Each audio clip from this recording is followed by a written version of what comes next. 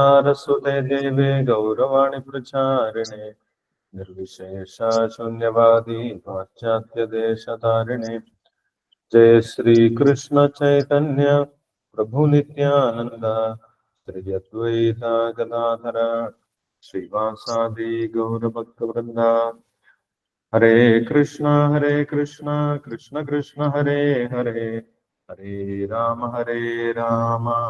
राम राम हरे हरे। ओम नमो भगवते वासुदेवाय। ओम नमो भगवते वासुदेवाय। ओम नमो भगवते वासुदेवाय। निगमकल्पतरोर्गलितं फलं सुगमुखात् अमृतद्रवसंयुतम् पिबता भागवतं रसमालयं मुहुरहो रसिका भुवि भावुकाः। नारायणं नमस्कृत्यं नरं चैव नरोत्तमं देवीं सरस्वतीं व्यासं ततो जयमुदीरयेत्। नष्टप्रायेषु पत्रेषु नित्यं भागवतसेवया भगवती उत्तमश्लोके भक्तिर्भवति नैष्टिकीम्। कृष्णाय वासुदेवाय देवकीनन्दनाय च नन्दगोपकुमाराय गोविन्दाय नमो नमः। ഹരേ കൃഷ്ണ. ശ്രീമദ് ഭാഗവതം ചതുർത്ഥസ്കന്ധം 28-ാമത്തെ അധ്യായം. പുരഞ്ജനൻ അടുത്ത ജീവിതത്തിൽ സ്ത്രീയായി തീരുന്നു. ശ്ലോകം 26 മുതൽ 30 വരെ വായിക്കാം. സംയജ്ഞപശവോ അനേന സംജ്ഞപ്തായേ അദയാലുനാ കുഠാരേ ചിച്ചിദു ക്രുദ്ധ സ്മരന്തോ അമീവമസ്യ തത്. അനന്തപാരേ തമസി മഗ്നോ നഷ്ടസ്മൃതി സമാഹ ശാശ്വതി അനുഭൂയാർത്തിം പ്രമദാ സംഗദൂഷിതഃ. താമേവ മനസാ ഗൃഹ്ണൻ ബഭൂവ പ്രമദോത്തമ അനന്തരം വിദർഭസ്യ രാജസിംഹസ്യ വേശ്മനി. ഉപയേമേ വീര്യപണാം വൈദർഭീം മലയധ്വജഃ യുധി നിർജിത്യ രാജന്യ പാണ്ഡ്യാ പരപുരഞ്ജയഃ. തസ്യാം സാ ജനയാം ചക്ര ആത്മജാമസി ക്ഷണാം യവീയസാ സപ്തസുതാൻ സപ്തദ്രവിഡ ഭൂകൃതഃ. വിവർത്തനം വായിച്ചോളൂ. ഹരേ കൃഷ്ണ പ്രഭുജി. ഹരേ കൃഷ്ണ. ശിവരാമൻ പ്രഭുജി വായിച്ചു. ഹരേ കൃഷ്ണ. ഓം നമോ ഭഗവതേ വാസുദേവായ. ഓം നമോ ഭഗവതേ വാസുദേവായ. ഓം നമോ ഭഗവതേ വാസുദേവായ. ഭാഗവതം സ്കന്ധം 4 അധ്യായം 28 ശ്ലോകം 26. ഓം കൃഷ്ണായ നമഃ. തം യജ്ഞവശവോനേന സംജ്ഞപദാം യേ അദയാലുനാം കുഠാരേ ശിഷ്യതും ക്രുദ്ധ സ്മരന്തോ അമീവം അസ്യാം തത്. വിവർത്തനം. ഏറ്റവും നിർധനനായ പുരഞ്ജന രാജാവ് നിരവധി യജ്ഞങ്ങളിലായി ധാരാളം മൃഗങ്ങളെ വധിച്ചിരുന്നു. ഈ അവസരം പ്രയോജനപ്പെടുത്തിയ ആ മൃഗങ്ങളെയെല്ലാം അവയുടെ കുളമ്പുകളാൽ അവനെ തുളച്ചു കീറാൻ ആരംഭിച്ചു. അവനെ മഴുകൊണ്ട് തുണ്ടം തുണ്ടമായി നുറുക്കപ്പെടുന്നതിന് തുല്യമായിരുന്നു അത്. ശ്ലോകം 27. അനന്തപാരേ തമസിന്മഗ്നോ നഷ്ടസ്മൃതിം സമാഹ ശാശ്വതീ അനുഭൂയാർത്തിം പ്രമദാ സംഗദൂഷിത. വിവർത്തനം. പുരഞ്ജന രാജാവിനെ പോലെ സ്ത്രീകളോട് ദുഷിച്ച സംഘം പുലർത്തുന്ന ജീവസത്തയ്ക്ക് ഭൗതികാസ്തിത്വത്തിന്റെ കഠിന വേദനകൾ ശാശ്വതമായി അനുഭവിക്കേണ്ടി വരികയും എല്ലാ സ്മരണകളും നഷ്ടപ്പെട്ട നിലയിൽ അനേകം സംവത്സരങ്ങളിലേക്ക് ജീവിതത്തിന്റെ ഇരുണ്ട മേഖലയിൽ തുടരേണ്ടി വരികയും ചെയ്യുന്നു. ശ്ലോകം 28. ത്വമേവ മനസ്സാ കൃഷ്ണൻ ബഭൂവ പ്രമദോത്തമ അനന്തരം വിദർഭസ്യ രാജസിംഹസ്യ വേശ്മനി. വിവർത്തനം. പുരഞ്ജന രാജാവ് അവന്റെ ഭാര്യയെ സ്മരിക്കുന്നതിനിടയിൽ മരണമടഞ്ഞതിനാൽ അടുത്ത ജീവിതത്തിൽ അവൻ ഉയർന്ന പദവിയിലുള്ള സുന്ദരിയായൊരു സ്ത്രീയായി തീർന്നു. അടുത്ത ജീവിതത്തിൽ അവൻ വിദർഭ രാജാവിന്റെ പുത്രിയായി രാജാവിന്റെ അതേ ഗ്രഹത്തിൽ ജന്മമെടുത്തു. ശ്ലോകം 29. ഉഭയേ മേ വീരവണാം വൈദർഭിം മലയധ്വജ യുധിം നിർജിത്യജന്യാൻ പാണ്ഡ്യ പുരഞ്ജയ. വിവർത്തനം. വിദർഭ രാജാവിന്റെ പുത്രി വൈദർഭി പാണ്ഡുരാജ നിവാസിയായ മലയധ്വജൻ എന്ന ശക്തിമാനായ പുരുഷനെ വിവാഹം ചെയ്യണമെന്ന് നിശ്ചയിക്കപ്പെട്ടിരുന്നു. ഒരു മറ്റു രാജകുമാരന്മാരെ പരാജിതരാക്കിയ ശേഷം മലയധ്വജൻ വിദർഭ രാജാവിന്റെ പുത്രിയെ വിവാഹം ചെയ്തു. ശ്ലോകം 30. തസ്യാം സുജനയാം ചക്ര ആത്മജാസിദക്ഷണാം യവീയസ്സ സപ്തസുതാൻ സപ്ത ദ്രവിഡഭൂമൃതാഃ. വിവർത്തനം. മലയധ്വജ രാജാവ് കരിനീല മിഴികളോടുകൂടിയ ഒരു പുത്രിയുടെ പിതാവായി അദ്ദേഹത്തിന് 7 പുത്രന്മാരുമുണ്ടായി. അവർ പിന്നീട് ദ്രിവിഡം എന്നറിയപ്പെടുന്ന ദ്രുപദ ദേശത്തിന്റെ ഭരണാധിപന്മാരായി. അപ്രകാരം ആ നാട്ടിൽ 7 രാജാക്കന്മാരുമുണ്ടായി. ഹരേ കൃഷ്ണ. ഹരേ കൃഷ്ണ പ്രഭുജി. ഹരേ കൃഷ്ണ. Thank you Sivaraman പ്രഭുജി. ഹരേ കൃഷ്ണ. പുരഞ്ജന രാജാവിന് ചണ്ഡവേഗന്റെയും അതേപോലെ യവന രാജാവിന്റെയും കാലകന്യകയുടെയും പ്രവർത്തനം കൊണ്ട് ആ കൊട്ടാരത്തിന്റെ പുറത്തേക്ക് കടക്കേണ്ടി വന്നു, പുറത്തു പോകേണ്ടി വന്നു. ശരീരം ക്ഷയിച്ച സമയത്ത് യമകിങ്കരന്മാർ വന്ന് പുരഞ്ജനനെ ശരീരത്തിന്റെ പുറത്തേക്ക് യമപാശം കൊണ്ട് കെട്ടിവരിഞ്ഞു പുറത്തേക്കെടുത്തു എന്നാണ് പറയുന്നത്. ആ സമയത്ത് പുരഞ്ജൻ യഥാർത്ഥത്തിൽ ഭഗവാനെ സ്മരിക്കേണ്ടതായിരുന്നു. പക്ഷെ അദ്ദേഹത്തിന് ആ ഒരു പരിശീലനം ലഭിച്ചിട്ടില്ലാത്തതിനാൽ ഇന്ദ്രിയ തൃപ്തിയിൽ മുഴുകി ഭഗവാനെ കുറിച്ചുള്ള ബന്ധം പൂർണ്ണമായിട്ട് മറന്നുപോയതിനാൽ തന്റെ തൊട്ടടുത്തുള്ള സുഹൃത്തായിട്ടിരിക്കുന്ന ഭഗവാനെ സ്മരിക്കാൻ അദ്ദേഹത്തിന് സാധിച്ചില്ല എന്നുള്ള കാര്യമാണ് കഴിഞ്ഞ ശ്ലോകത്തിൽ നമ്മൾ കണ്ടിട്ടുള്ളത്. 25-ാമത്തെ ശ്ലോകത്തിൽ. അങ്ങനെ ഭഗവാനെ സ്മരിക്കാത്തത് കൊണ്ട് അദ്ദേഹത്തിന് വീണ്ടും വ്യത്യസ്ത ശരീരങ്ങളിലേക്ക് കടക്കേണ്ട ആവശ്യം വന്നു. അദ്ദേഹത്തിന് ഒരു യാതനാ ശരീരം ലഭിച്ചു. പൂർവജന്മത്തിൽ ചെയ്ത കർമ്മഫലങ്ങൾ, അതിന്റെ പാപഫലങ്ങൾ, ദുരിതങ്ങൾ അനുഭവിക്കുന്നതിന് ആവശ്യമായിട്ടുള്ള ശരീരം, യാതനാ ശരീരം അദ്ദേഹത്തിന് കൊടുത്തു. ആ യാതനാ ശരീരത്തിൽ അദ്ദേഹം ഇരിക്കുന്ന സമയത്ത് അദ്ദേഹത്തെ യമകിങ്കരന്മാർ യമരാജ സന്നിധിയിലേക്ക് കൊണ്ടുപോകുന്ന വഴിക്ക് ധാരാളം മൃഗങ്ങൾ അവിടെ കാത്തു നിൽക്കുന്നുണ്ടായിരുന്നു എന്നാണ് പറയുന്നത്. തം യജ്ഞ പശുവോനേന സംജ്ഞപ്തായേ അദയാലുന. ആരാണ് ഈ മൃഗങ്ങളൊക്കെ? അദ്ദേഹം പുരഞ്ജനായിട്ടിരിക്കുന്ന സമയത്ത് യജ്ഞങ്ങളിലൂടെ വധിച്ചിട്ടുള്ള മൃഗങ്ങളാണ് അദ്ദേഹത്തിനെ കാത്തിരിക്കുന്നത്. അപ്പോൾ മൃഗവധം ചെയ്തു കഴിഞ്ഞാൽ, ഒരു മൃഗത്തിനെ കൊന്നു കഴിഞ്ഞാൽ, അത് മതത്തിന്റെ പേരിലാണെങ്കിലും മതത്തിലുള്ള ചടങ്ങുകളുടെ പേരിലാണെങ്കിലും അല്ലെങ്കിൽ മാംസത്തിനായിട്ടാണെങ്കിൽ പോലും, എങ്ങനെയാണെങ്കിലും, മാംസം ഭക്ഷിക്കുന്നതിന് വേണ്ടിയിട്ടാണെങ്കിലും അല്ലെങ്കിൽ മതപരമായിട്ടുള്ള ചടങ്ങുകൾക്ക് വേണ്ടിയാണെങ്കിൽ പോലും അതിന്റെയൊക്കെ പരിണിത ഫലം ഒരു വ്യക്തിക്ക് അനുഭവിക്കേണ്ടി വരുമെന്നാണ്. ഭഗവാന് വേണ്ടിയിട്ടുള്ള ഭക്തിയിൽ, ആ ഭക്തി സേവനങ്ങളിൽ ഒരിക്കലും ഇങ്ങനെയുള്ള മൃഗവധം ഒന്നും പറയുന്നില്ല. ഭഗവാന് വേണ്ടി അല്ലാതെയുള്ള മറ്റ് യജ്ഞങ്ങളിലാണ് മൃഗവധമൊക്കെ പറയുന്നത്. വേദങ്ങളിൽ 3 ഗുണങ്ങളിലുള്ളവർക്ക് വേണ്ടിയിട്ടുള്ള നിർദ്ദേശങ്ങളുമുണ്ട്. ത്രൈഗുണ്യ വിഷയാവേദ. അപ്പൊ താഴ്ന്ന തമോ ഗുണത്തിലും രജോ ഗുണത്തിലുമുള്ളവർക്ക്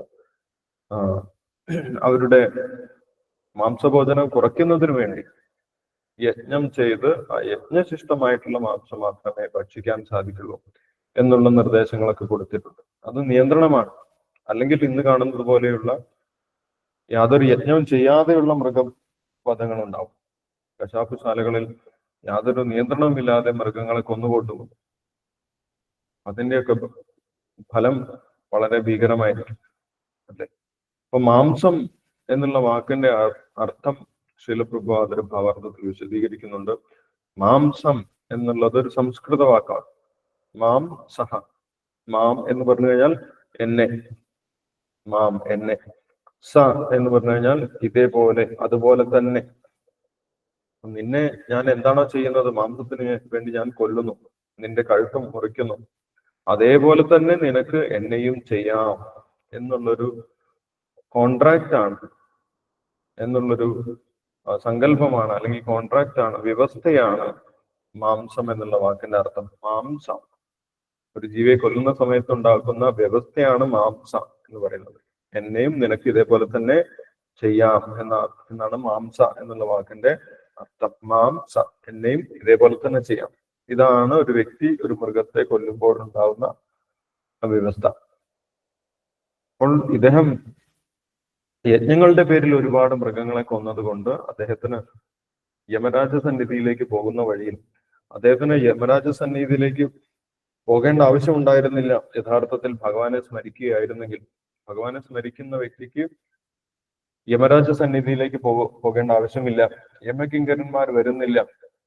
വിഷ്ണുദൂതന്മാരുടെ സഹായത്തോടു കൂടി വിഷ്ണു ലോകത്തിലേക്ക് പോകാം. യം മാവി സ്മരൻ ഭാവം ത്യജത്യന്തേ കളയവരം.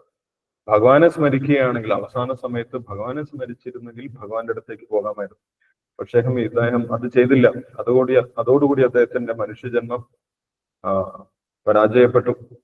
അങ്ങനെ യമകിങ്കരന്മാരുടെ പിടിയിൽപ്പെട്ട് യമരാജ സന്നിധിയിലേക്ക് പോകുന്ന വഴിക്കാണ് ഈ മൃഗങ്ങളൊക്കെ അദ്ദേഹത്തിനെ കാത്തു നിൽക്കുകയും അദ്ദേഹത്തെ വളരെ കഠിനമായിട്ട് അദ്ദേഹത്തിനെ ആക്രമിക്കുകയും ചെയ്തു. കുഠാരാചിച്ചിതു എന്നാണ് അവർ പറയുന്നത്. ഒരു മഴ കൊണ്ട് ശരീരം വെട്ടി നുറുക്കുന്നത് പോലെ ആ മൃഗങ്ങളെല്ലാം ചേർന്ന് ആ മൃഗങ്ങളുടെ കുളമ്പുകൊണ്ടും കൊമ്പുകൊണ്ടും അദ്ദേഹത്തിനെ കുത്തിക്കീറി എന്നാണ് പറയുന്നത്. അങ്ങനെ ആക്രമിക്കപ്പെട്ട സമയത്ത് അദ്ദേഹത്തിന് വലിയ കഠിനമായിട്ടുള്ള വേദന അനുഭവപ്പെട്ടു. ശരീരം ഛിന്ന ഭിന്നമായി കീറപ്പെട്ടു. എന്നാൽ പോലും ആ ശരീരത്തിന് അദ്ദേഹം മരിച്ചില്ല എന്നാണ് പറയുന്നത്. കാരണം അദ്ദേഹം യാതനാ ശരീരത്തിലാണ് ഇരിക്കുന്നത്. യാതനാ ശരീരത്തിന് എന്തെല്ലാം കേടുപാടുകൾ വന്നു കഴിഞ്ഞാലും ഒരിക്കലും അത് മരിക്കുന്നില്ല. നരകീയ ലോകങ്ങളിൽ ഇങ്ങനെ ഒരു ശരീരത്തിലാണ് ജീവിക്കേണ്ടി വരുന്നത്. അല്ലെ, അവിടെ ചിലപ്പോൾ ശരീരത്തിൽ നിന്ന് കുടലൊക്കെ എടുത്ത് പുറത്തേക്ക് കാണിക്കും, എന്നാലും അത് മരിക്കുന്നില്ല. അങ്ങനെയുള്ള ശരീരമാണ് യാതനാ ശരീരം എന്ന് പറയുന്നത്. ആ യാതനാ ശരീരത്തിൽ ഇരിക്കുന്ന പുരഞ്ജന് ധാരാളം ദുരിതങ്ങൾ, ഇങ്ങനെ മൃഗങ്ങളിൽ നിന്നും, താൻ വധിച്ച മൃഗങ്ങളിൽ നിന്നും ആക്രമണങ്ങളൊക്കെ നേരിടേണ്ടി വന്നു. അദ്ദേഹത്തിന്റെ ശരീരം കീറിമുറിക്കപ്പെട്ടു, തുണ്ടം തുണ്ടമായിട്ട് മുറിക്കപ്പെട്ടു. എന്നാലും അദ്ദേഹം മരിച്ചില്ല. ആ വേദനകളൊക്കെ സഹിക്കേണ്ടി വന്നു എന്നാണ് പറയുന്നത്. പിന്നീട് എന്ത് സംഭവിച്ചു? അനന്തപാരേ തമസി മഗ്നോ നഷ്ടസ്മൃതി സമ ശാശ്വതീർ അനുഭൂയാർത്ഥ്യം പ്രമദാസംഗദൂഷിത.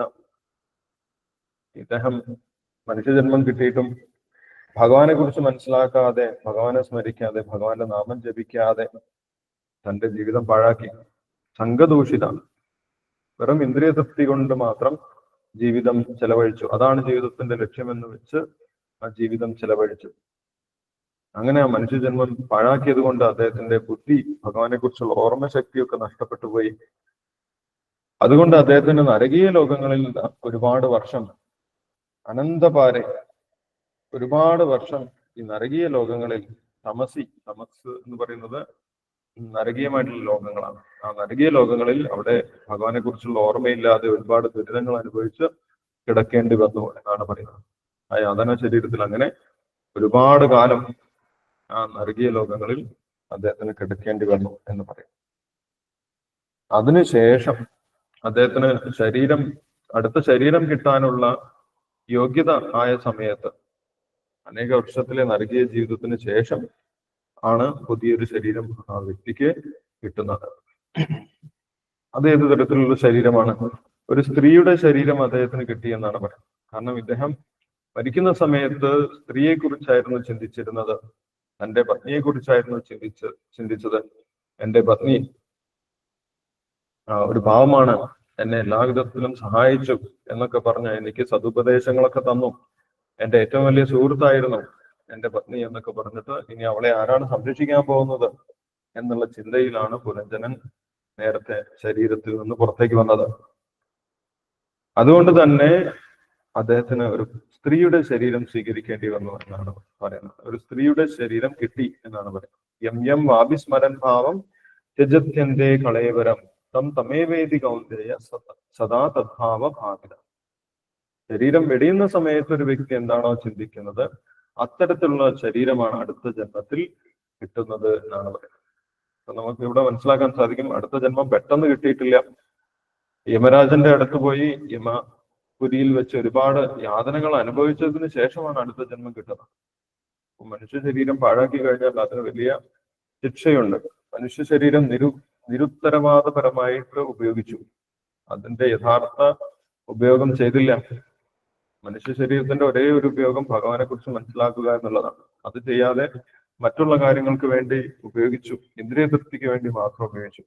അതുകൊണ്ട് അദ്ദേഹത്തിന് ഒരുപാട് കാലം തമസിൽ ഇരുട്ട് നിറഞ്ഞ ലോകത്ത് ജീവിക്കേണ്ടി വന്നു.